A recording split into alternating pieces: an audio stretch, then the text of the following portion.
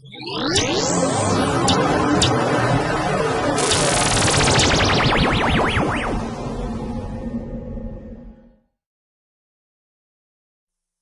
this tutorial, I'm going to cover how to downgrade from Windows 8 to Windows 7. This tutorial is aimed for beginners, and I'm going to try and make this as simple as possible, but if you have any questions, feel free to send me an email or put the questions in the comments. In this tutorial, I'm going to cover two scenarios. The first one is you have a brand new Windows 8 machine that you bought or perhaps obtained, and you want to downgrade that to Windows 7. And the other scenario I'm going to cover is that you previously had Windows 7 XP or Vista and you upgraded to Windows 8 and you want to go back. Now, if you have a brand new Windows machine, you're going to want to check to see which version of Windows 8 you have. If you have the professional version of Windows 8, you actually have downgrade rights to Windows 7, which means that you can install Windows 7 Pro and you won't actually have to pay anything for it. Unfortunately, if you have any other version of Windows 8, you must purchase a full retail version of Windows 7 or a full OEM version of Windows 7. And I'll provide links to Amazon.com in the description to buy a copy of Windows 7. And in addition, you're going to want to check your manufacturer's website in order to make sure that the drivers are compatible for Windows 7. If you previously upgraded to Windows 8 from a different Windows operating system and you want to go back, the first thing you're going to want to do is see if your computer came with operating system DVDs or a recovery partition.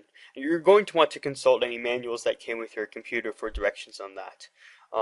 If it didn't come with a recovery partition or an operating system, then you're going to want to look at the bottom of your PC and you'll see a genuine Windows sticker, and on it is your serial key. You're going to want to copy that down. And then you're going to want to download a stock copy of Windows 7 or borrow a physical copy from a friend. And if you upgraded from Windows XP or Windows Vista, you're going to want to purchase a Windows 7 upgrade, OEM, or full retail disc. If you do not know how to create a Windows 7 installation disk or an installation thumb drive, you can consult these tutorials right here where I cover burning ISO images and how to install Windows 7 from a flash drive. Before installing any version of Windows, you're going to want to back up your computer. Note that when we downgrade from Windows 8 to Windows 7, we're going to have to do a clean install, which means when we install Windows 7, it's going to be brand new. None of your applications, programs, or files are going to be on the computer, so you're going to have to go and reinstall all your applications earlier. Note that your previous installation is saved in a folder called windows.ol that's located on the C root, so you technically don't have to back up all your files, but I would just as a security precaution. Once we're done backing up our files, we're going to proceed to check if our computer has a secure boot feature enabled. And this is something that's new to Windows 8 and will prevent us from reinstalling Windows 7 unless we disable it. So we're going to open up an application called PowerShell and run this as administrator. And we're going to type in confirm secure boot UEFI. And you should see something like this appear once you click return. If the prompt returns true, this means that secure boot is enabled on your version of Windows 8. And when we install Windows 7, the first thing we're going to have to do is disable this. And we're going to have to do this through the BIOS. With that in mind, we're going to go up into the Charms menu, go to Settings, click Change PC Settings, and then go up to General.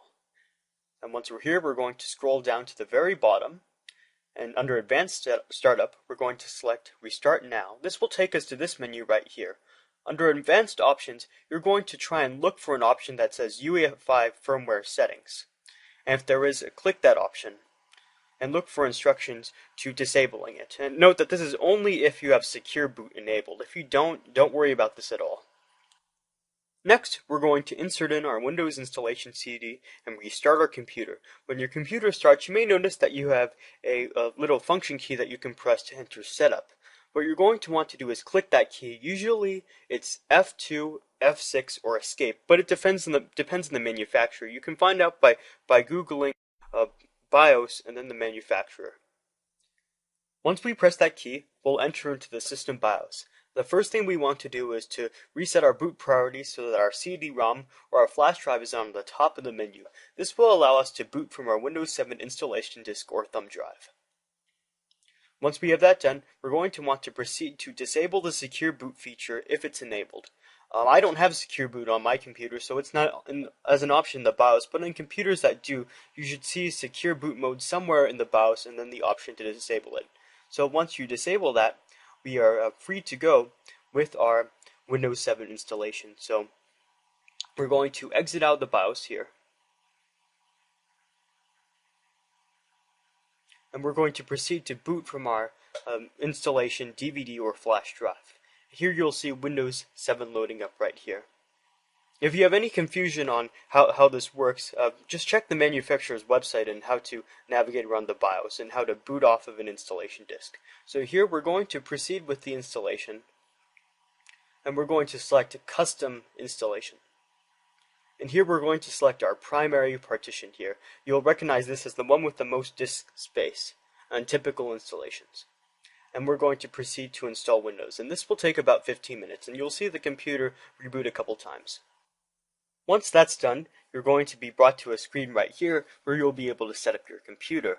Note, when it comes to the part where you enter in your serial key, you're going to want to enter in a Windows 7 serial key if you have one. If you're downgrading from Windows 8 Pro to Windows 7 using downgrade rights, I'll show you in a split second how to get that activated.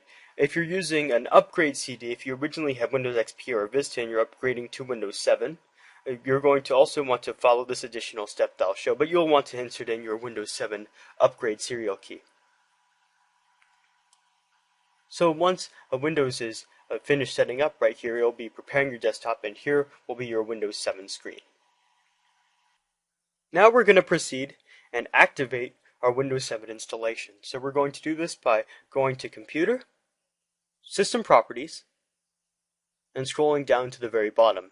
And here we're going to select Activate Windows Now. If you have a full version of Windows 7, you're going to want to activate online. But if you're using downgrade rights or you're upgrading from Windows XP Vista, you're going to want to call the guy right here and insert in your serial key if you have one. And now when you call the Microsoft guy or the employee, you're going to want to tell him this. If you're using downgrade rights from Windows 8 Pro to Windows 7, you're going to want to say that you're using downgrade rights and provide your Windows 8 Pro serial key. If you're originally upgrading from Windows XP to Vista, and you upgrade to Windows 8 and you want to go back down to Windows 7, tell them that you're upgrading from Windows XP or Vista and provide your Windows XP or Vista serial key. And then the operator will give you a little string of numbers that you can insert in right here into this window, and Windows will automatically activate for you. Alright, and that's it. Once you have that taken care of, you'll have an activated Windows 7 installation, and we can proceed to do some post-installation stuff. For example, installing drivers. This is pretty critical. It depends on your manufacturer, but you can search your manufacturer and go to their website right here. And then it should have the option somewhere here to download the specific drivers for your model. Like right here, I'm just using Toshiba, and they have you can go right here, look at your specific laptop model, and then click Go, and it provides all the drivers. And this is very similar to Dell, HP, and all the other top manufacturing websites right here. So just find the Windows 7 drivers and install them, and you should be good to go. For installing your applications, there's a neat little tool called Ninite that I use pretty often. And what Ninite does is you can select all these applications that you commonly use, click Get Installer, and what it does is it creates this custom installer which automatically installs all these applications at once. And this saves you a ton of time, so you don't have to spend too much time reinstalling all your applications. And all the most common applications are here, like all your web browsers, Steam, your antivirus tools, your editing tools, your stuff like 7-zip, Flash.